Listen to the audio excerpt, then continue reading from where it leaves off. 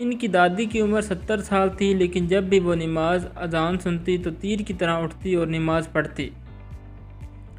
تاہم وہ اٹھ کر دعا کرنے کے لیے اپنی انا پر کبھی فتح حاصل نہیں کر سکتا تھا۔ اس نے جو بھی کیا، اس کی نماز ہمیشہ آخر میں ہی پڑھی جاتی تھی، اور اس نے اسے وقت پر ادا کرنے کے لیے جلدی سے دعا کی۔ یہ سوچ کر وہ اٹھ کھڑا ہوا اور معلوم ہوا کہ نماز عشاء میں صرف 15 منٹ باقی ہیں۔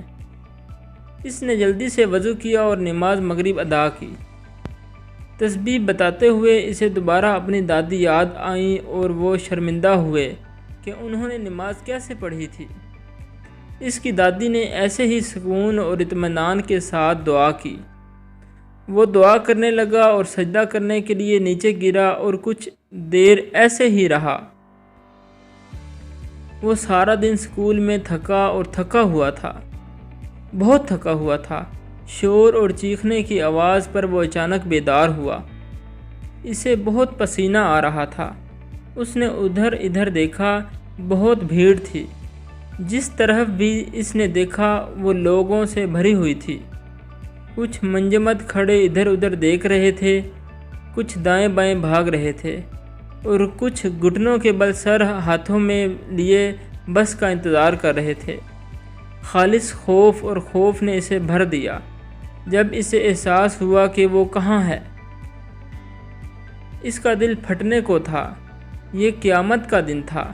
جب وہ زندہ تھے تو قیامت کے دن ہونے والے سوال کے بارے میں بہت سی باتیں سن چکے تھے، لیکن ایسے لگتا تھا کہ بہت پہلے۔ کیا یہ کچھ اس کا ذہن بنا سکتا تھا؟ نہیں، انتظار اور خوف اتنا زیادہ تھا کہ وہ اس کا تصور بھی نہیں کر سکتا تھا۔ پوچھ گچھ ابھی جاری تھی۔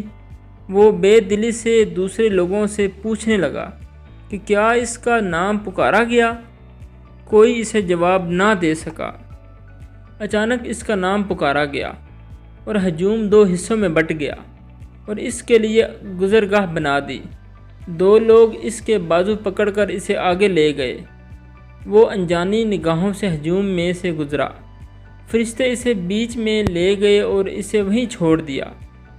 اس کا سر جھکا ہوا تھا اور اس کی ساری زندگی فلم کی طرح آنکھوں کے سامنے گزر رہی تھی۔ اس نے آنکھیں کھولی لیکن ایک اور دنیا دیکھی۔ لوگ سب دوسروں کی مدد کر رہے تھے۔ اس نے اپنے والد کو ایک لیکچر سے دوسرے لیکچر کی طرف دوڑتے ہوئے دیکھا۔ وہ اپنا مال اسلام کی راہ میں خرچ کیا۔ اس کی والدہ نے مہمانوں کو اپنے گھر بلایا اور ایک میز بچھائی جا رہی تھی جبکہ دوسری کو صاف کیا جا رہا تھا۔ اس نے اپنا مقدمہ پیش کیا۔ میں بھی ہمیشہ اسی راستے پر تھا۔ میں نے دوسروں کی مدد کی، میں نے اللہ کا کلام پھیلایا، میں نے اپنی نماز ادا کی، میں نے رمضان کے روزے رکھے۔ اللہ نے ہمیں جو حکم دیا میں نے وہی کیا، جو اس نے ہمیں نہ کرنے کا حکم دیا میں نے وہی کیا۔ میں نے نہیں کیا۔ وہ رونے لگا اور سوچنے لگا کہ وہ اللہ سے کتنی محبت کرتا ہے۔ وہ جانتا تھا کہ اس نے زندگی میں جو کچھ کیا وہ اس سے کم ہوگا جس کا اللہ حقدار ہے، اور اس کا واحد محافظ اللہ ہے۔ اسے پہلے کی طرح پسینہ آ رہا تھا اور وہ کانپ رہا تھا۔ اس کی نظریں آخری فیصلے کے انتظار میں پیمانے پر جمی ہوئی تھی۔ آخرکار فیصلہ ہو گیا۔ ہاتھ میں کاغذ کی چادریں لیں، 2 فرشتے بھیڑ کی طرف متوجہ ہوئے۔ اس کی ٹانگیں یوں لگ رہی تھی جیسے وہ گرنے والی ہیں۔ اس نے آنکھیں بند کر لیں۔ جب انہوں نے لوگوں کے نام پڑھنا شروع کیے جو جہنم میں داخل ہونے والے تھے، اس کا نام پہلے پڑھا گیا۔ وہ گھٹنوں کے بل گر پڑا اور چیخا کہ یہ نہیں ہو سکتا، میں جہنم میں کیسے جاؤں؟ میں نے ساری زندگی دوسروں کی خدمت کی، میں نے اللہ کی بات کو دوسروں تک پہنچایا۔ اس کی آنکھیں دھندلی ہو گئی تھیں اور وہ پسینے سے کانپ رہا تھا۔ دونوں فرشتوں نے اسے بازو سے پکڑ لیا۔ اس کے پاؤں گھسیٹتے ہی وہ بھیڑ میں سے گزرے اور جہنم کے بھڑکتے ہوئے شعلوں کی طرف بڑھے۔ وہ چیخ رہا تھا اور سوچ رہا تھا کہ کیا کوئی ایسا شخص ہے جو اس کی مدد کرنے والا ہے۔ وہ اپنے کیے ہوئے تمام اچھے کاموں پر چیخ رہا تھا۔ اس نے اپنے والد کی طرف مدد کی، اس کے روزے، نماز، قرآن جو اس نے پڑھا وہ پوچھ رہا تھا کیا ان میں سے کوئی اس کی مدد نہیں کرے گا؟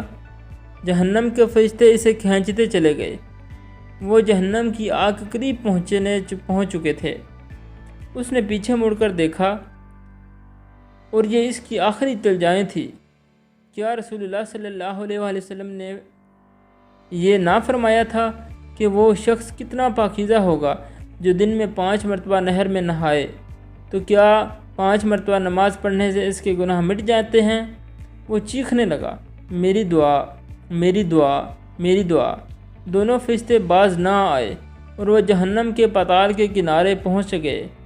آگ کے شعلے اس کے چہرے کو جلا رہے تھے۔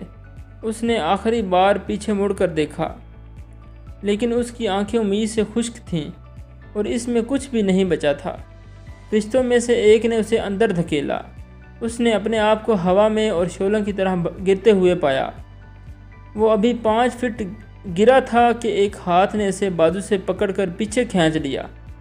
اس نے سر اٹھایا تو ایک بوڑھے شخص کو دیکھا جس کی لمبی سفید داڑھی تھی۔ اس نے اپنے اوپر سے کچھ مٹی صاف کی اور اس سے پوچھا، تم کون ہو؟ بوڑھے نے جواب دیا کہ میں آپ کی دعائیں ہوں۔ آپ اتنی دیر کیوں کر رہے تھے؟ میں تقریباً آگ میں تھا۔ آپ نے مجھے آخری لمحات میں بچایا، اس سے پہلے کہ میں گردا۔ بوڑھے نے مسکرا کر سر ہلایا۔ آپ نے ہمیشہ مجھے آخری لمحات میں پرفارم کیا ہے، اور کیا آپ بھول گئے؟ اسی وقت پلکیں جھپکیں اور سجدے سے سر اٹھایا۔ وہ پسینے میں شرابور تھا۔ اس نے باہر سے آنے والی آوازیں سنی۔ اس نے نماز عشاء کی اذان سنی۔ وہ جلدی سے اٹھا اور وضو کرنے چلا گیا۔ تمہارے لیے دعاؤں سے پہلے اپنی دعائیں پڑھو۔